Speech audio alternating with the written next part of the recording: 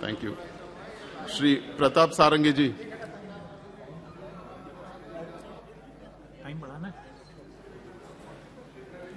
Honorable Chairman, sir, I offer you my heartfelt thanks for having allowed me to participate in this revolutionary amendment bill.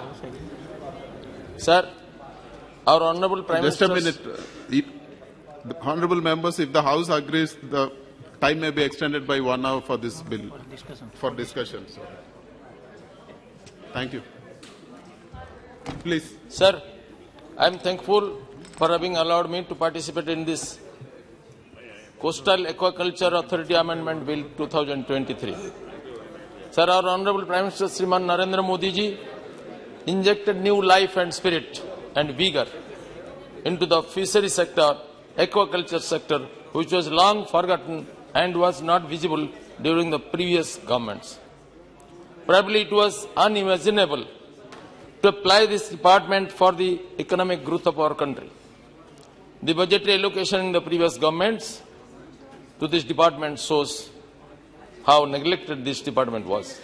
Under the able leadership of a great champion like our Honorable Prime Minister Shriman Modi ji, a revolutionary scheme like Pradhan Mantri Matsya Sampada Yojana has been introduced to enable our fish farmers, fishers and all the stakeholders working in the field to stand on their own feet and contribute for the economic growth of our country.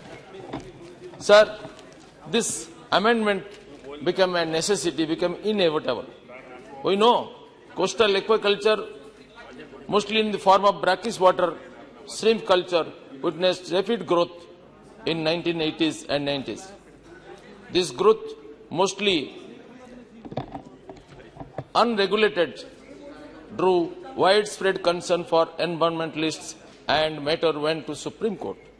The Supreme Court, in its judgment dated 11th December 1996, in writ petition number 561/1994, Sri Jagannath versus Union of India, held that shrimp aquaculture is an industry and hence covered by the prohibition imposed in paragraph 2(1) of the CRZ notification 1991.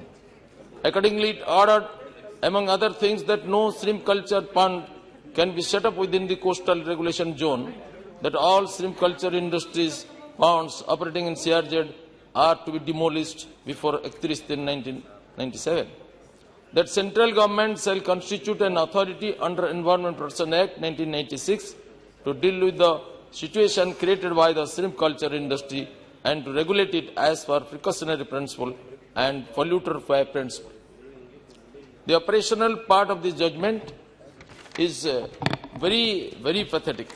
Sir, accordingly, many shrimp culture units were closed, and to avoid this, an act was formulated, and thus the Coastal Aquaculture Authority Act 2005 came into existence. Sir, but this act was not sufficient. We know how persons engaged in the field of aquaculture suffered, and besides the definition was so narrow that the modern developments like seaweed culture and others which were not known by that time, and our Honorable Modi ji popularized these concepts,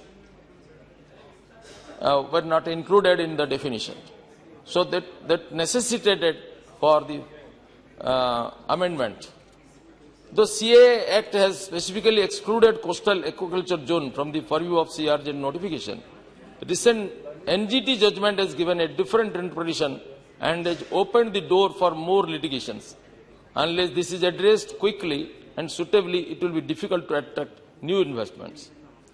Besides that, simplification of the procedure of registration was inevitable.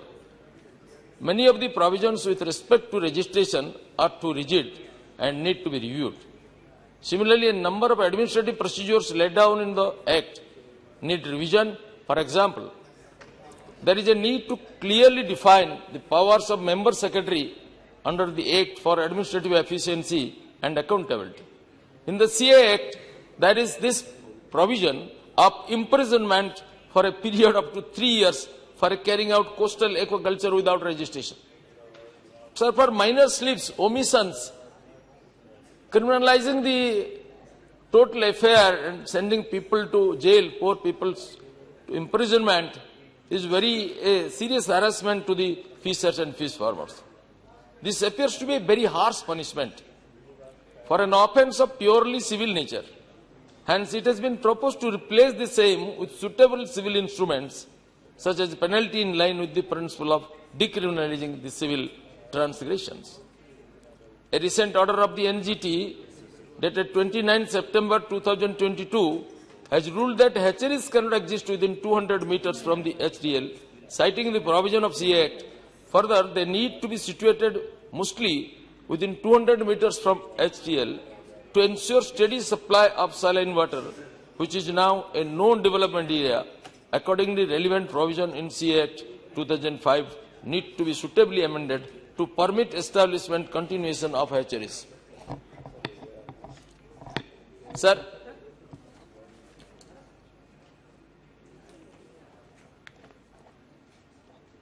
but over the time, definition of coastal aquaculture has broadened beyond shrimp aquaculture, which prompted the government to bring this amendment. Secondly, the Act of Coastal Aquaculture 2005 was addressing the issues arising out of 1991 CRZ notification.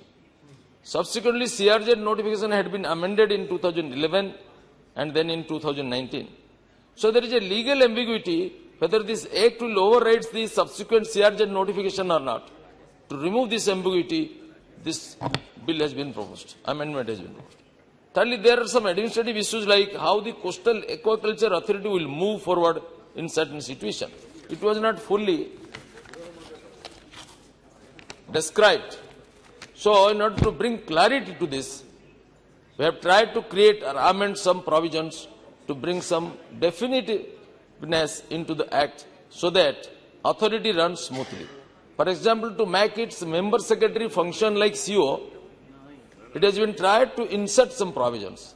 Fourthly, when this Coastal Aquaculture Act was made, it was thought that it only of shrimp farms, but later on it is found that there are ancillary activities such as hatchery, where shrimp seed get produced, without which coastal aquaculture is not possible.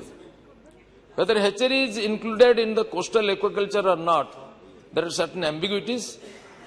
Through the amendment, this ambiguity is expected to be removed.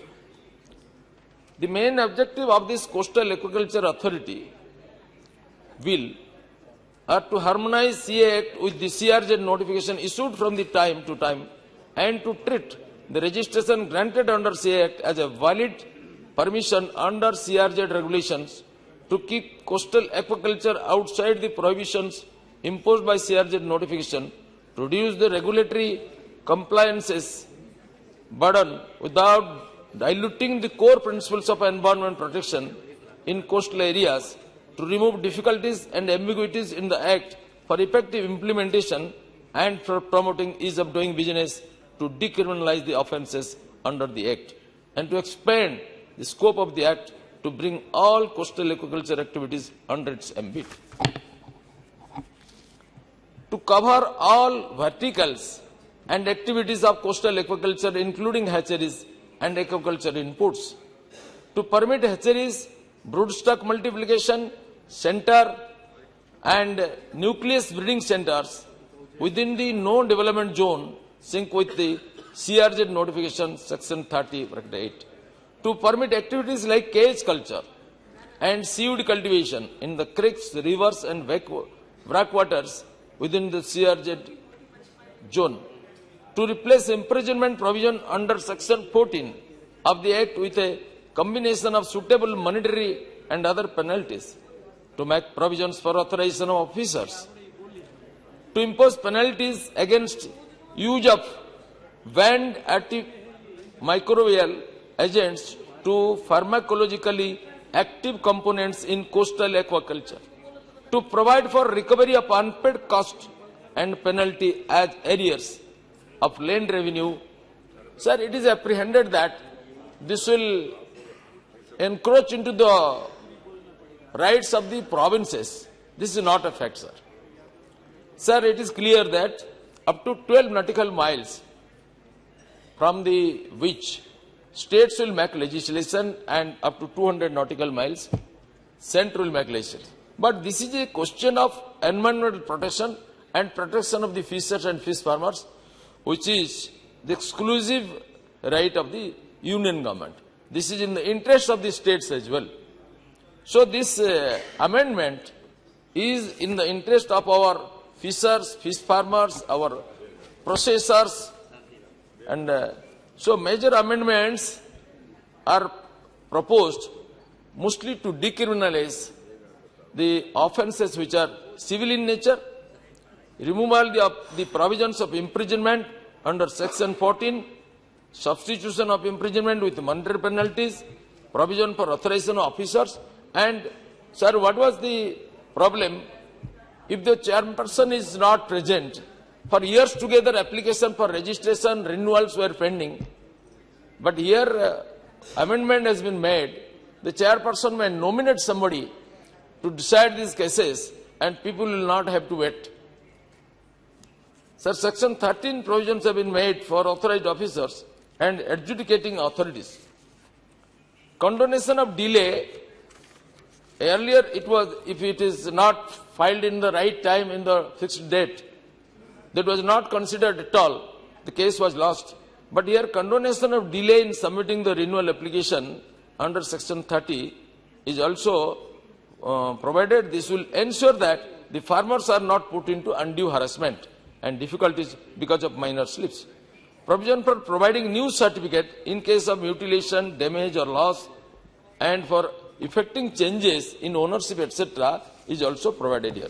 Validation of the meetings of the authority during the absence of the regular chairperson of the authority. Minor revisions in composition of the authority. Sir, provisions empowering the authority to appoint committees for efficient discharge of duties. Sir, these are the revolutionary amendments which has been brought in this amendment. So I appeal to all to pass this amendment unanimously. Unfortunately, our Congress and other people are not here to discuss in the interest of the people. They have left. But this is a sorry figure. Anyway, I request to pass. Shri Lav Sri Krishna Devaraj.